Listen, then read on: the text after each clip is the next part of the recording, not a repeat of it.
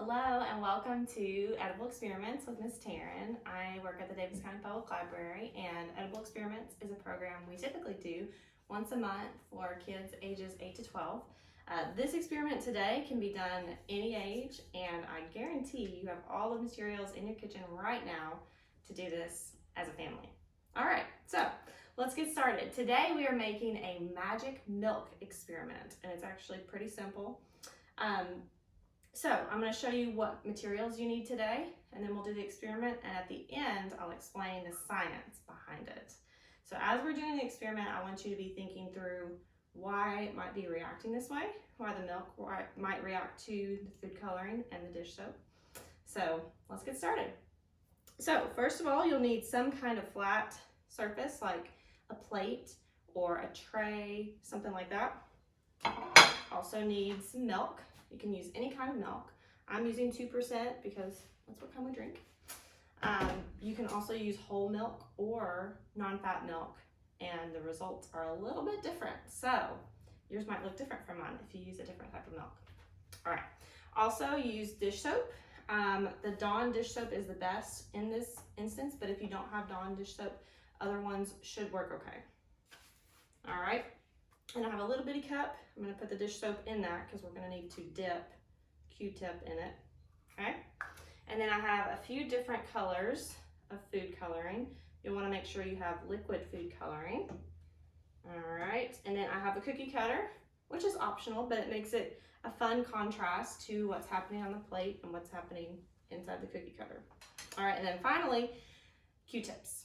All right. So this is how the experiment actually happens. So you need to make sure you have a Q-tip. All right, so today we're going to put first the cookie cutter on the plate, and next I'm going to pour my milk.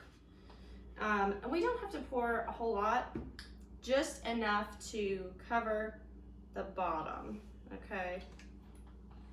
All right, so now I can see milk. I can't see the plate at all, which is good. That's what we want. All right, so next, I'm going to take my food coloring and put several drops around the cookie cutter. So I don't want to put any food coloring inside the cookie cutter. Whoa! It's already kind of going all over the place, isn't it?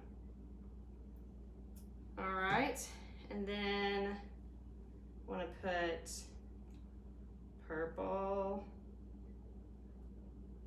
This part is not the experiment, believe it or not, but it is pretty.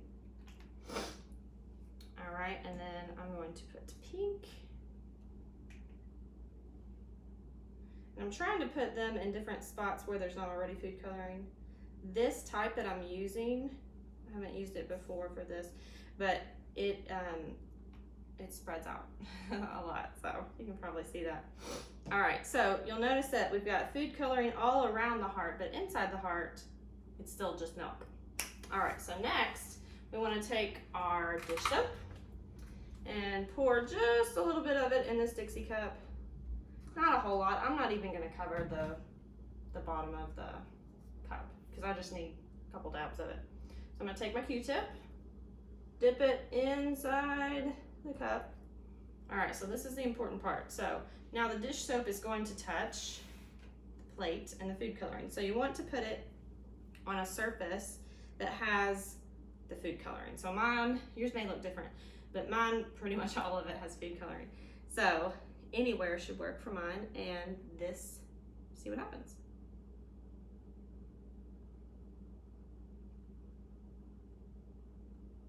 Do it up front so you guys can see it. So everywhere I'm touching, you'll notice that the color is leaving, right? Okay, so I kind of got it. Now I've used a lot of it. I'm gonna do it again. Get some more, get some fresh dish soap on it. And we've kind of already, yeah, I've done it enough. There's a little bit of a reaction there. But basically, so we've observed this. So I want you to think about why this might be happening, if you have any ideas. Now, the type of milk that I used is important. I used 2%, which is kind of in between on the levels of fat in milk. And the fat content is actually what produces this result, okay?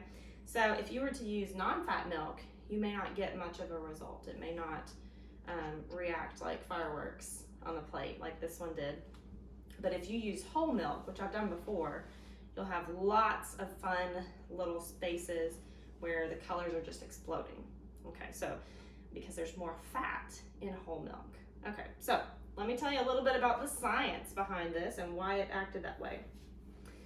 So when some of the dish soap's properties dissolve in the milk, the other properties search out for the fat in the milk. So that's what the food coloring is doing. It's usually this process is invisible to our eyes, but we put the food coloring in and then you can see what's happening. So milk is made up of vitamins, minerals, proteins, and fats, which is important in this case. When the soap is added to the milk, it breaks apart the protein and the fats.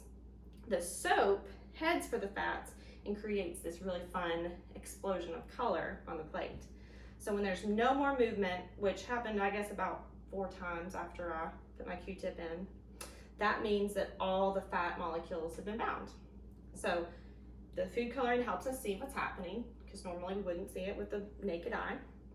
So the more fat your milk has, the more activity you'll see on your plate. All right, so I hope you guys had fun with this. This is one of my favorite ones. And again, you don't have to use the cookie cutter, but it's a fun little way to see, hey, this is the part that didn't get colored. So again, yeah, feel free to do this one at home. Let me know how it worked out for you guys in the comments, and I'll see you next time. Thanks.